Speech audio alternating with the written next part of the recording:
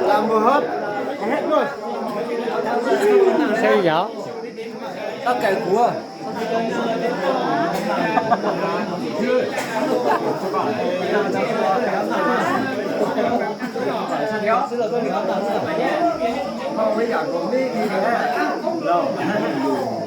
Ô, còn cổ lô. Được. Trung Quốc thì có kho nó mà đâu mà chứ.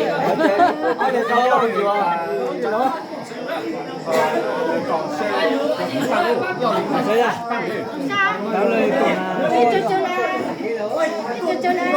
Sắp sửa chơi. Rồi mua cho là lo chơi được đi. Nhói mò chẳng đi mò nhói kì. tao phải xe bị xui là mỗi tiền là tụi tôi là có tôi được tin đó rồi. Giờ còn có ứng dụng mà hay có.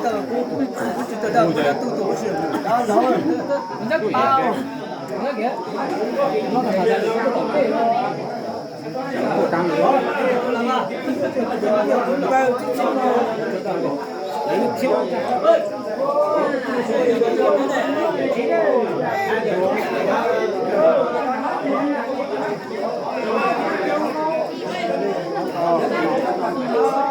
Chưa miếng nữa.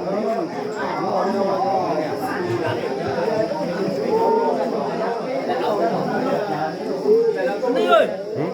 Sao lại cho sao mà bỏ.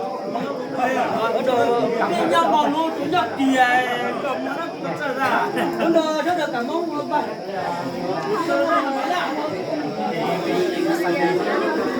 Nó còn làm gì không? À, có đây à.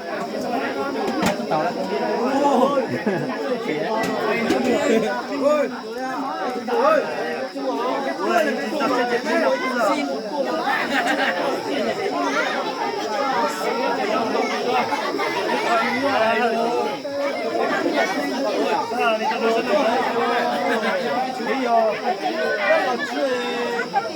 Chế chúng ta một thua thì mà sẽ được hay. Cái chuyện này kiểu thì chế chứ thì nó chế mới kiểu nha.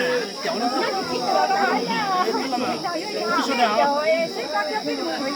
Nhớ kỹ, bây giờ chúng ta nhớ kỹ số người tôi nó thì mua giá là ra. Vì nó mua một con chạy nó thì chỉ một tháng chỉ có hàng nhà mua hàng 예, 이 정신주의자들 사회 뭐였더라?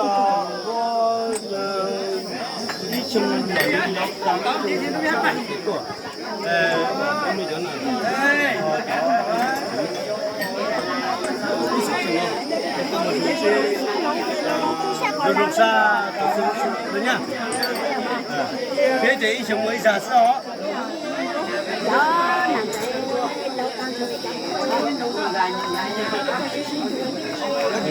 Tốt rồi.